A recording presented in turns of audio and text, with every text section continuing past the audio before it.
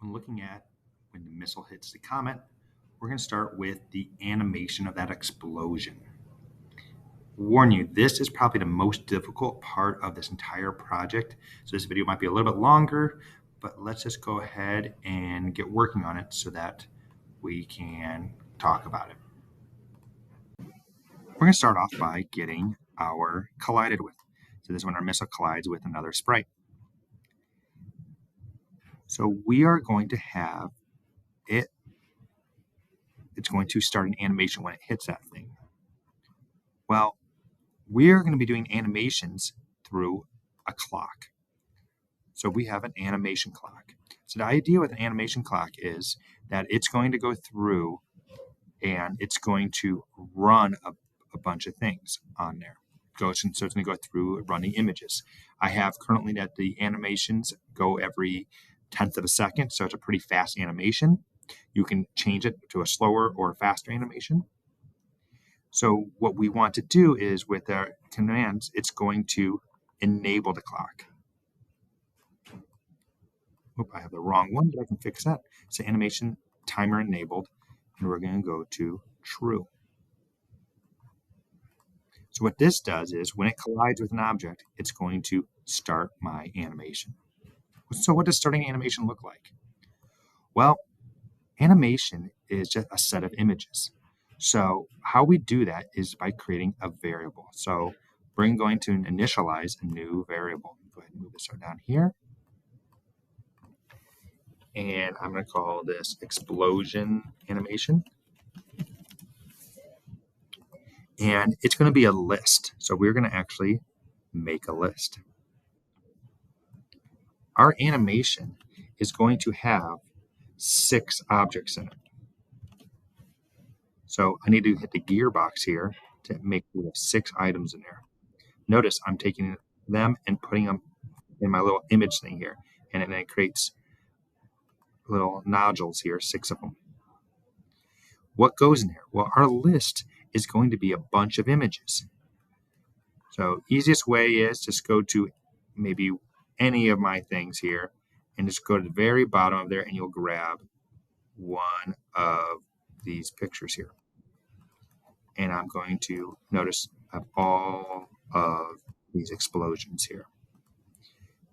This is much easier now to use. You used to actually have to type all these in, but now you can just hit it.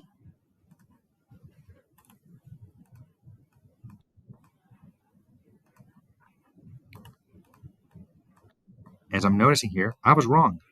There's actually 7 pictures. And that's too bad it puts it on the very top. So you're going to want to have 7. I apologize for not having said the right number from the very beginning. So this is an animation. So it goes through, and the idea is that we're going to have it change every 0.1 seconds to the next picture until it gets to the end. So let's talk about what happens here. So we are going to be doing what's going to happen here is we are going to be setting the picture of our missile. Why the missile, not the comet? It allows another comet to come up once it's going through the explosion process. Because remember, we want kind of the comets becoming faster. And with the cooldown, the missile can't do anything for a little bit anyway. So it just find it easier to do the missile here. So I'm going to go to set the missile picture. And what am I having it do? Well, I want to choose the image from here. So it's going to go from a list. So what we are going to go to is here, and we are going to have it select an item from our list. Remember to start a list here. So what list is it? Well, the list is name of our animation. So animation explosion. So I'm going to go ahead and put this here just so we can see it a little easier. So here it is, global animation. And index means what spot in the list. Well, we have 7 different spots here. So how do we know which spot we're at? Well, this is where we are going to have a new variable. So I'm going to go ahead and put that new variable down here. and I'm going to call it animation number. I'm going to go animation index. So it's always going to start off at 0. So now with that, I can set the get in there. So this might not make sense. The idea is that it's going to select this list, and then it's going to set to animation index 0. Well, what we are going to do is have it select that picture, and then it's going to, after it selects that picture, so again, it's always going to start off at 0, it's got to change it to the next one. Well, kind of like we did with score, we're going to set our variable, our animation index, and it's going to be just like we did before with score, is we want to go to the next one. So again, go and duplicate that index. So it's going to take wherever spot I'm at and then add 1 to it.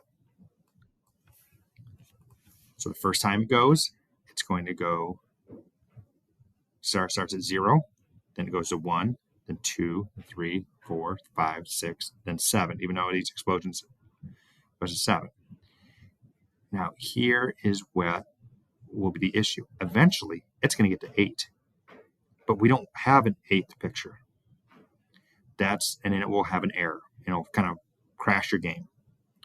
Well, we have to then do an if statement.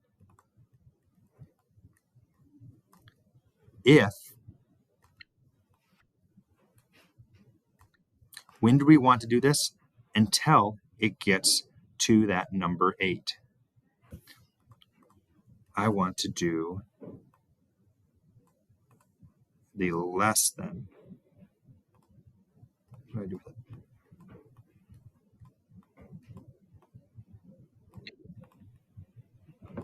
So as long as my animation index is less than 8, then I want to do this. Because once I get to 7, that's good, but then it's going to go to 8. If it goes to less than 8, then I want to do a couple things. I want it to stop my clock. Why? Because we don't want to run anymore. We're done. Next, it's going to reset my animation number. But instead of to adding by 1, sorry, did I do that? It's going to change that to 0. I'm sorry, to 1. These all should be 1. I forgot there is no 0. My apologies.